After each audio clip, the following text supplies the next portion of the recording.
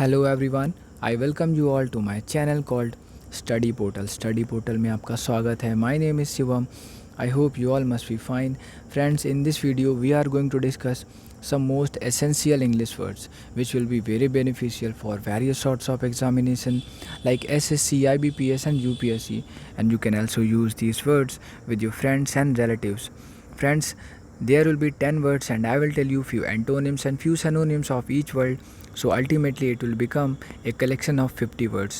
Their explanation will be in Hindi language. So without further any delay, let's begin the video. हमारा पहला word है transitional. Transitional का मतलब होता है जब कोई चीज़ बीच में होती है, रास्ते में होती है, अभी अपने डेस्टिनेशन पर पहुंची नहीं होती है, तो उसे हम कहते हैं ट्रांजिशनल। या इंटरमीडिएट। इंटरमीडिएट का मतलब होता है जब कोई बीच का रास्ता होता है, उसे हम इंटरमीडिएट वे कहते हैं। इसके अलावा इसके साइनोनिम्स हैं मिडिल या मिडवे। मिडिल का मतलब जब बीच में होते हैं और मिडवे का मतलब भी बीच रास्ते में। तो हम कह सकते हैं ट्रांजिशनल का मतलब होता है जब कोई चीज़ रास्ते में होती है, अभी अपने डेस्टिनेशन पे नहीं पहुंचती है। एंटोनिम हो जाएगा इनिशियल, यानी कि शुरुआत करना। इनिशियल मतलब होता है शुरुआती या शुरू करना, ठीक है। इसके अलावा इसके और वर्ड है इनिशियल का इनिशिएट करना, स्टार्ट करना, बिगेन करना, कमेंस करना, ठीक है। एग्जाम्पल देखते हैं। A transitional government had been appointed, यानी कि एक ऐसी गवर्नमेंट अपॉइंट कर दी गई थी जो अभी पूरी तरीके से सरकार नहीं बन पाई थी, अपना मेजॉरिटी प्रूव नहीं कर पाई थी। एक टेम्प्रेरी गवर्नमेंट अपॉइंट कर दी गई थी। आई होप आपको समझ में आ रहा है। सेकंड हमारा जो वर्ड है, वो कैब है, वो है एक्सपैट्रिएट।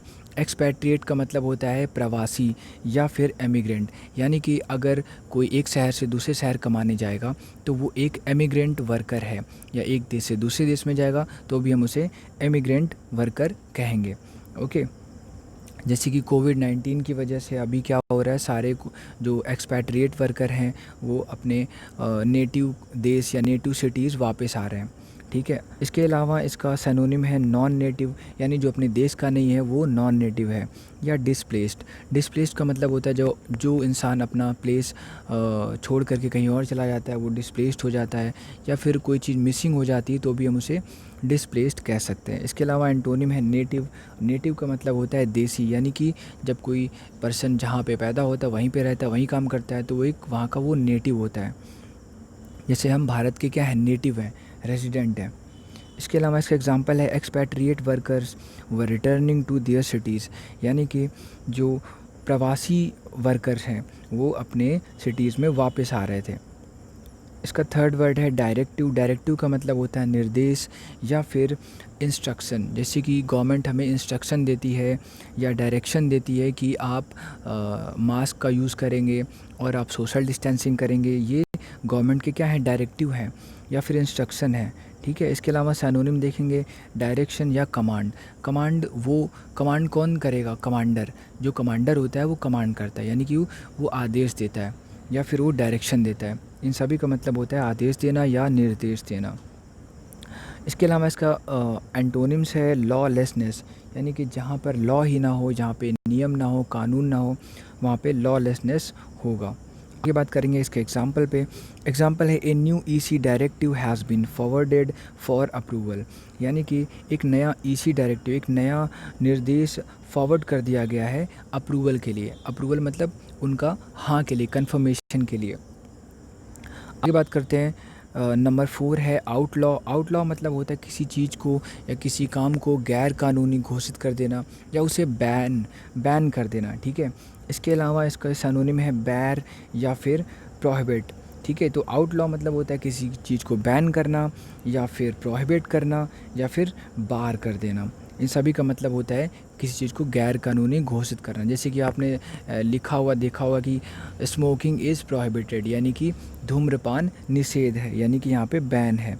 इसका एंटोनिम है परमिट। परमिट मतलब होता है किसी चीज़ को अलाउ करना, परमिशन दे देना, उसे हम कहते हैं परमिट।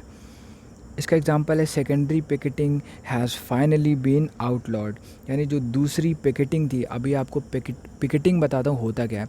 पिकेटिंग का मतलब होता है धरना देना, ठीक है। जब प्रोटेस्ट करते हैं लोग, बैठ जाते हैं एक जगह पे, वहाँ से बैठ के प्रोटेस्ट करते हैं, तो वो होता है पिकेटिंग। तो secondary picketing has finally been outlawed, यानी कि उसको बैन कर दिया गया, सेकेंडरी पिकेटिंग को बैन कर दिया गया। हमारा फिफ्थ वर्ड है डिज़ास्ट्रस।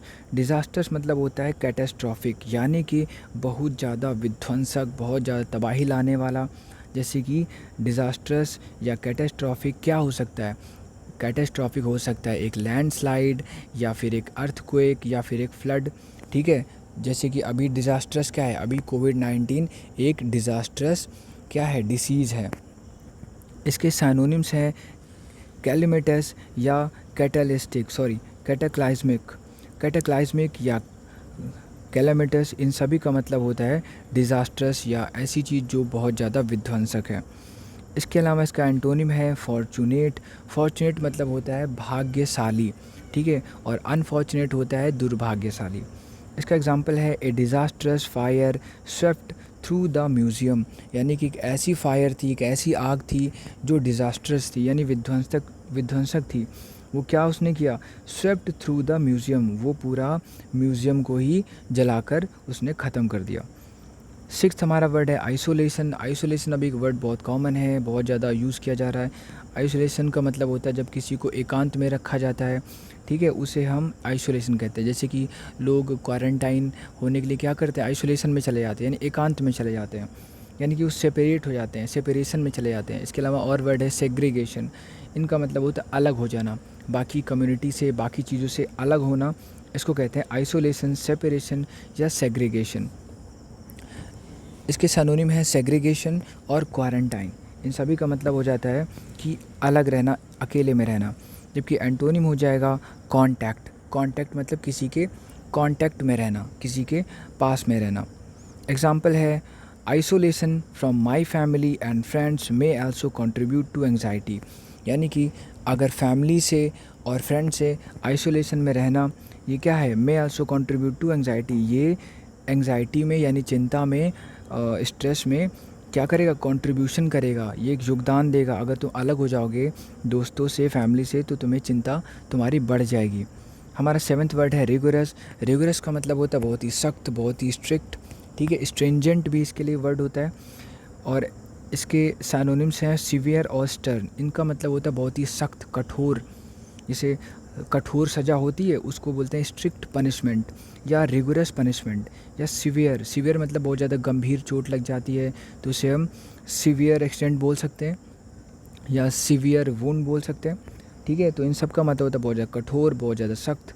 तो इसके लिए वर्ड है रिगोरस, स्ट्रिक्ट, सीवियर और स्टर्न। एंटोनिम हो जाएगा लैक्स। और लैक्स का मतलब होता है ज़्यादा गंभीर नहीं, बहुत ही नॉर्मल सा, हल्का फुल्का, उसे कहेंगे लैक्स। एग्जाम्पल है rigorous controls on mergers are needed, यानी कि जो बैंक आजकल मर्ज हो रहे हैं एक दूसरे में, 2-3 मिल के बैंक एक हो जा रहे हैं, या 2-3 कंपनियां मिल के एक कंपनी हो जा रही हैं, तो उसे क्या करना है? रिगोरस कंट्रोल, उन पे रिगोरस कंट्रोल करना है, ठीक है। उनको कंट्रोल, उनका जो मर्जर है उसको कंट्रोल करने की ज़रूरत है। हमारा एट्थ वर्ड है स्पार्क। स्पार्क मतलब होता है बढ़ावा देना। जैसे कि आप कहीं बाहर जा रहे हो और आपने कुछ ऐसी चीज़ देख ली जो आपको स्पार्क कर देगी और आप में एनर्जी आ जाएगी, राइट। जैसे टीवी में देखने के बाद आप में एनर्जी आ जाती है कि हाँ, आज से मैं भी ऐसा करने वाला हूँ, ठीक है। तो आप में क्या आता है? एक स्पार्क आ जाता है, या गिव राइज टू, ठीक है। इसके अलावा इसका सिनोनिम है कॉज। कॉज मतलब होता है कारण बनना। जैसे कि आग लगी तो उसका कॉज क्या है? कुछ और कॉज, यानी कोई उसका कारण क्या है। इसके अलावा set in motion. Set in motion का मतलब कोई चीज़ आपको मोशन में डाल देती है या आपको स्पार्क कर देती है। का एंटोनिम है bring to an end. Bring to an end का मतलब जब कोई चीज़ ख़त्म पे आ जाती है, फिनिश पे आ जाती है, उसे कहते हैं bring to an end. Example देखते हैं, the trial sparked a furious row, यानी कि जो ट्रायल था उसने क्या किया? एक बहुत ज़्यादा गुस्से वाला स्थिति वहाँ पे उसने स्पार्क कर दी, यानी कि उसने स्टार्ट कर दी। नाइन्थ हमारा वर्ड है मैंडेटरी। मैंडेटरी का मतलब होता है कोई चीज़ जब अनिवार्य हो जाती है, यानी कि कंपलसरी हो जाती है, ठीक है, तो उसे कहते हैं मैंडेटरी। या फिर इसको ऑब्लिगेटरी भी कहते हैं। ऑब्लिगेटरी सिनोनिम देखेंगे कंपलसरी। जैसे बोलते हैं आपको 5 के 5 क्वेश्चन आपके लिए कंपलसरी है, आपको करना ही है, यानी कि बाइंडिंग है, यानी कि आप इसे छोड़ नहीं सकते हैं, ये बाइंडिंग है या कंपलसरी है, या फिर मैंडेटरी है या ऑब्लिगेटरी है। एंटोनिम हो जाएगा ऑप्शनल, यानी कि आपके पास ऑप्शन है, आप चाहो तो ये करो या ना करो, ये एक वैकल्पिक है यानी ऑप्शनल है। एग्जांपल देखते हैं, wearing helmets was made mandatory for pedal cyclist, यानी कि हेलमेट पहनना पेडल साइकिलिस्ट के लिए, यानी जो साइकिल वाले होते हैं उनके लिए हेलमेट पहनना क्या कर दिया गया, मैंडेटरी कर दिया गया या फिर अनिवार्य कर दिया गया। हमारा फाइनल वर्ड है आज का स्टीप। स्टीप का मतलब होता है जब, जैसे कि आप देखते एक ढलान होती है, बहुत ही तीखी ढलान, बहुत ही ज़्यादा ख़तरनाक, कि अगर आपका पैर स्लिप कर गया तो आप सीधा नीचे ही आ जाओगे, तो उस तीखी ढलान को हम स्टीप कहते हैं। इसके अलावा इसको हम प्रिसिपिटस भी कहते हैं, ठीक है, प्रिसिपिटस।